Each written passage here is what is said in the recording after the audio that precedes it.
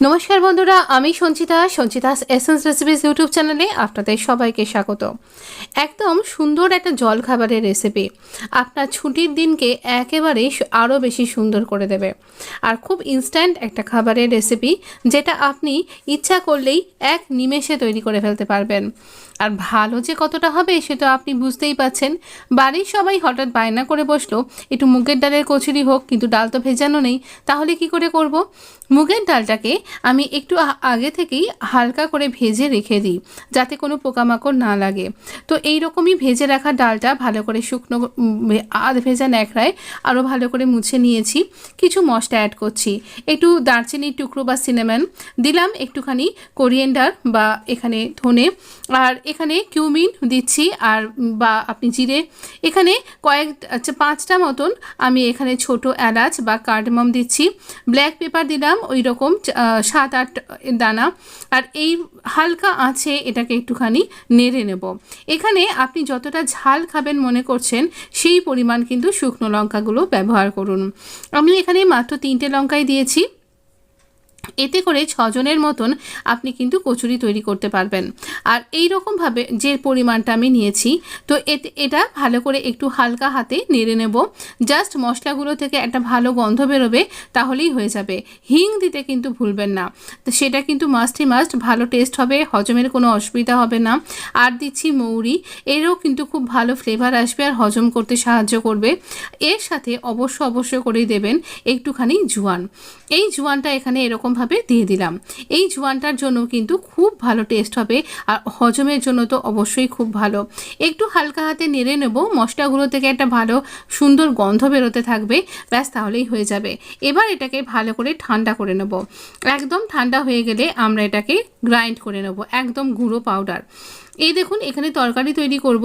আলুগুলো সেদ্ধ করে খোসা ছাড়িয়ে রেখেছি, আর এই রকম হিং, জিরে, আর একটুখানি দারচিনির টুকরো, শুকনো লঙ্কা, ধনে, জিরে, এরকম সব কিছু দিয়ে এই যেই ভালো একটু গন্ধ বেরোতে শুরু করলো, অমনি আলুগুলোকে চটকে দিয়ে দিলাম। আলুগুলোকে আপনি একটু বড় বড় করে ভেঙেও দিতে পারেন। ঠিক দোকানে গেলে কচুরির সাথে যে তরকারিটা দেওয়া হয়, পার্থক্য শুধু একটাই, আমি খোসাটা ছাড়িয়ে দিয়েছি। বাড়ির লোকের জন্য আর কি, পছন্দ করে না তো, তাই একটুখানি নুন আর হলুদ দিয়ে দিলাম। এবার ভালো করে নেড়ে নেব, যাতে করে এই মশলার গন্ধটা এই আলুগুলোর মধ্যে একদম সুন্দরভাবে অ্যাবজর্ব করে যায়। 3 জন লোকের জন্য আমি এখানে কিন্তু এই 4টে একদম ছোট সাইজের আলু নিয়েছি। দেখছেন, জল একটুখানি বেশি রাখবেন যদি আপনি একটু গ্রেভি চাইছেন, কারণ ঠান্ডা হলে আলু পুরো জলটা টেনে নেবে। তো সেই রকম পরিমাণ করে আপনি জল দিন। একটা কাঁচা লঙ্কা পেকে গেছে, এরকম পাকা লঙ্কা দিয়ে দিলাম। এটা কিন্তু শুকনো লঙ্কা নয়, তো ঝাল যেরকম খাবেন সেই মতন দিন। শেষে একটুখানি কাসুরি মেথি দিয়ে দেবো, ব্যাস আর কি, একটু নাড়িয়ে নিলেই হয়ে যাবে কিন্তু। আর আমি যে ভাজা মশলাটা দেখাই, সেই ভাজা মশলাটাও কিন্তু দিতে পারেন, ফুলকপি সিঙ্গারা রেসিপিতে আপনি পেয়ে যাবেন, বা আমি যে ডিমের চপ দেখিয়েছিলাম সেখানেও কিন্তু আপনি পেয়ে যাবেন এই ধরনের ভাজা মশলার রেসিপিটা। দুটো মশলাই কিন্তু একটু অন্য রকমের একবার দিতে পারেন কিন্তু। তবে এইতেই হয়ে গেছিলো, এই ফোড়ন থেকেই যা সুন্দর গন্ধ বেরিয়েছিল, আর শেষের বাজিমাত করেছিল এই কাসুরি মেথিটা। এটা আলুর পরোটা বা এখানে একটুখানি আদা দিয়ে দিলাম গ্রেট করে, শেষে আদাটা দেবেন, তাহলে না একটা সুন্দর ভালো ফ্লেভার অ্যাড হয়ে যাবে। আর এই রকমভাবে আমি এর ভালো করে নাড়াচাড়া করে অফ করে দেবো। এই রকম ঝোল রেখেছিলাম, তাহলেও যখন সার্ভ করব একদম পুরো মাখো মাখো হয়ে গেছিলো। এই দেখুন, আমাদের ডালটা গুঁড়ো হয়ে গেছে, একটা জায়গায় খানিকটা বার করে রাখছি।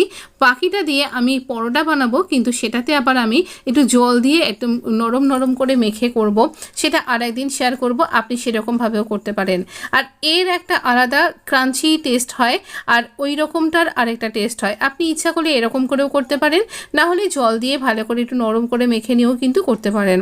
তো আমি আজকে এরকম করে করছি। তো খুব তাড়াতাড়িতে ছিলাম, আর মনে হলো এইরকমভাবে করলে দেখি তো কেমন লাগে।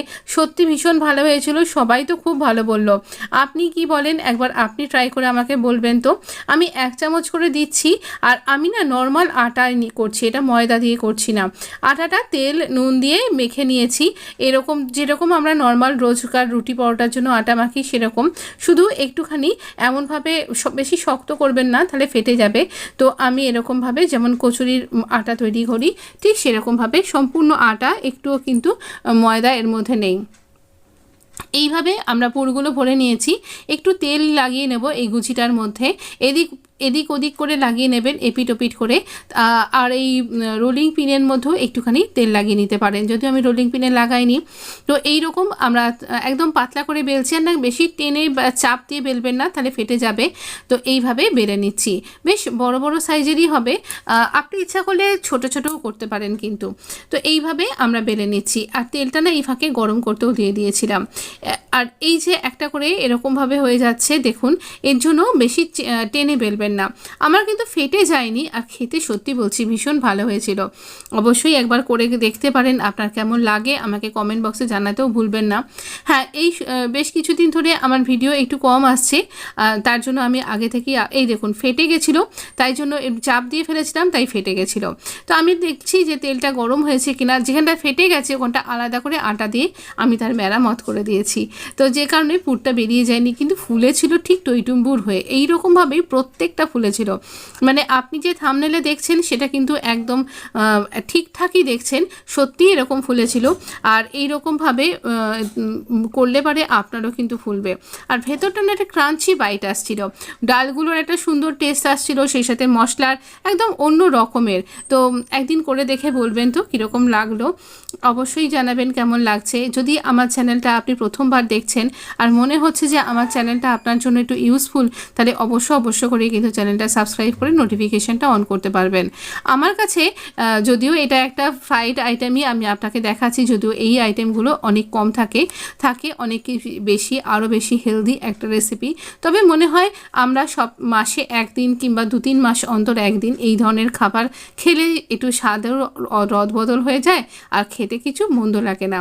কেমন লাগলো রেসিপিটা জানাতে কিন্তু ভুলবেন না। ভালো থাকবেন, সুস্থ থাকবেন। উৎসবের জন্য অনেক অনেক শুভকামনা রইল। আপনাকে অসংখ্য ধন্যবাদ বন্ধু, ভালো থাকবেন অবশ্যই। আর আমি না একটুখানি আপনাকে দেখাচ্ছি কীরকম হয়েছে। ভীষণ সুন্দর হয়েছিল, একদম মিলিয়ে গেছে একেবারে, আর ভীষণ খেতে ভালো হয়েছিল। তরকারিটা তো আপনি পরোটা, রুটি সব কিছুর সাথেই ভালো লাগবে, তবে না ভাতের সাথে অতটা ভালো লাগে না, তবে রুটি পরোটার সাথে অসম্ভব ভালো লাগে। নবরাত্রিতে একদিন মাকে এইভাবে নিবেদন করতে পারেন কিন্তু। ভালো থাকবেন, সুস্থ থাকবেন, অনেক শুভকামনা রইল। ধন্যবাদ বন্ধু।